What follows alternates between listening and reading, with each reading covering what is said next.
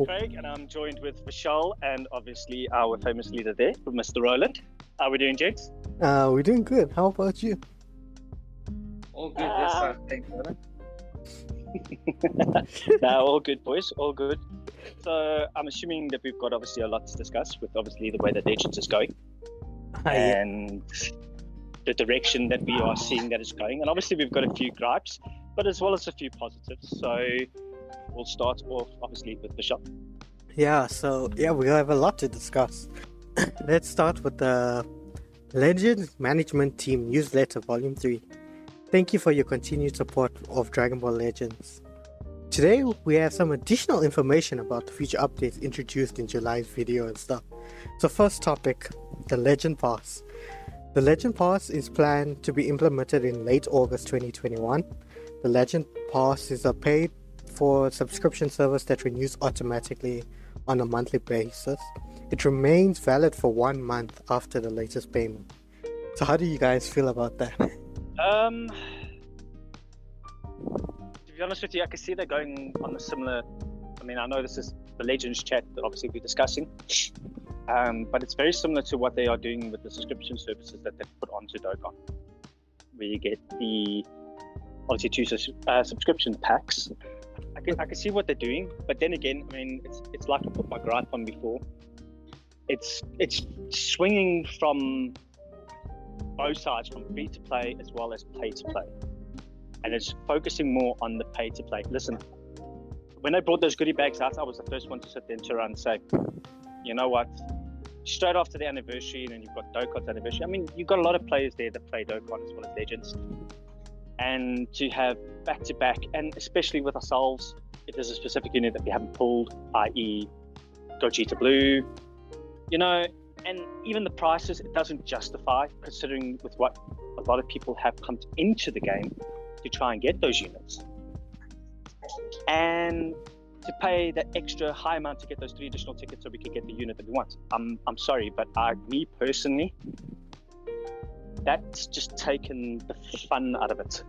The Legends Pass, right? Okay, go on. Sorry. The list of perks of the Legends Pass is the Prime Ticket Printing Bot, 400 equipment slots, 5 preset, faster auto mode, 1 extra login bonus selection, and 2+ adventure slots. And I think the argument here is this all should be given for free. So it's not like they're not making money, but to find another excuse to get this Legends Pass. I mean, even if they had to do it as they put it through PvP for this ticket, so top 10k or something like that gets that ticket. You basically worked for it, you earned it, you know what I mean? So the big argument as well is the 400 equipment slots. So before, people were theorizing that if you buy the Legends Pass and you get the 400 equipment slots, you have to renew it next season or you won't be able to play the game. When you buy the pass, the equipment slots will go into the equipment will go into the special slot, and if the next month, if you want to use the same equipment, you have to renew the pass, or if you don't, all the equipment in that slot will not be useful. So are you guys going to buy the pass? That is the question. How much do you think it's going to be? For the stuff that we get, actually, it's not that great. You know, 2 things that are very difficult to come by these days is energy and chrono crystals. For many players, that's quite difficult to come by. What would have been nice is if they implemented something, you know, to say, if you buy the pass, you generate CCs, X amount of CCs a day. I don't know, 100 CCs a day or 50 CCs a day. That would have been a very big game changer for other people. But yeah, as like Craig says, you know, I don't think I will be going for this. It's just not worth it, in my opinion. Maybe if we're lucky, maybe 300, maybe if we're lucky, but I highly doubt it. That's us being realistic. Yeah. Well, that's not only that being realistic, that's us being hopeful. So this is part 2 of the video. Is the PvP features. We are planning improvements and new features for PvP at the end of 2021.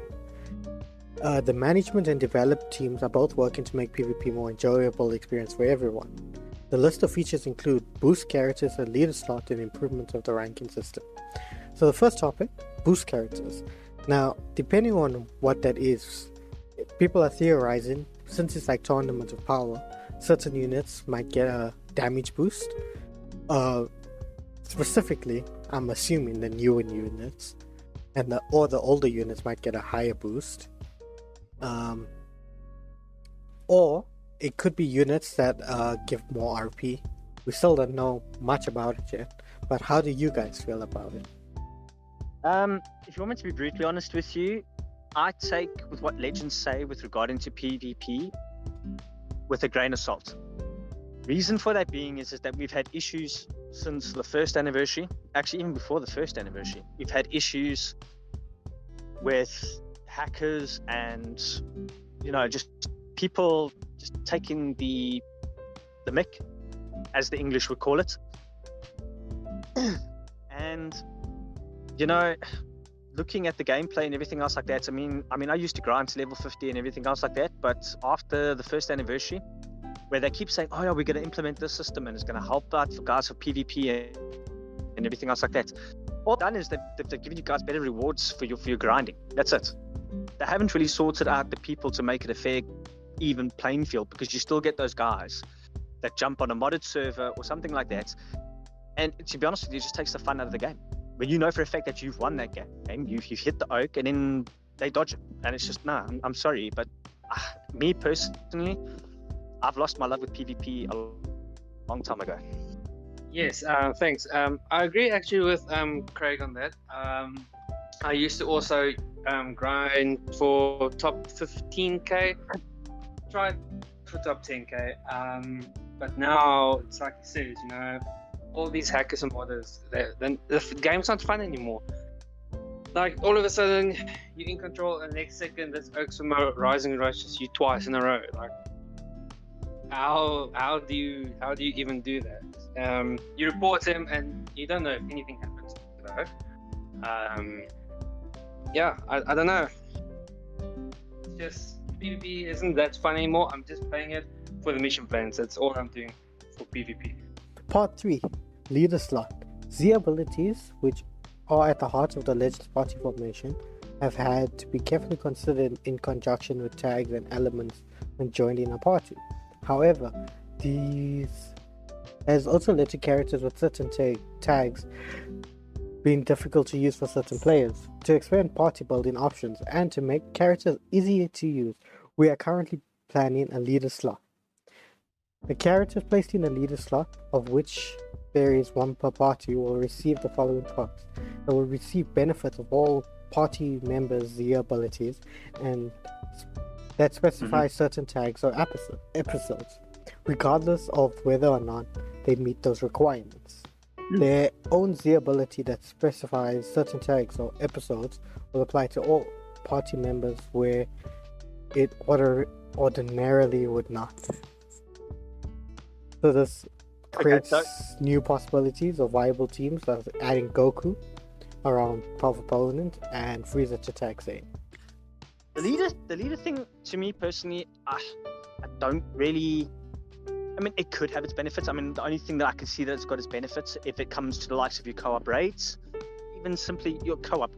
You know how many times in this anniversary alone, the amount of co-ops that I bumped into. I've taken like Gogeta, Corrupt Zamasu, Purple, Vegeta Blue, and you get some schmuck that comes on and says, I'm gonna jump on with Charlotte. Yeah. Like, really? The fuck? What are you doing?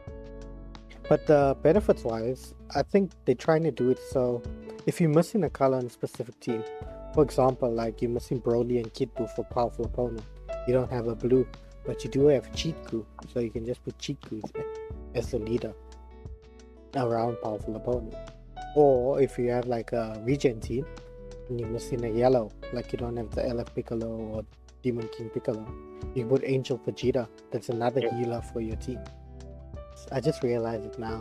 It turns out for leader skill, you can't actually put a Zenkai on there.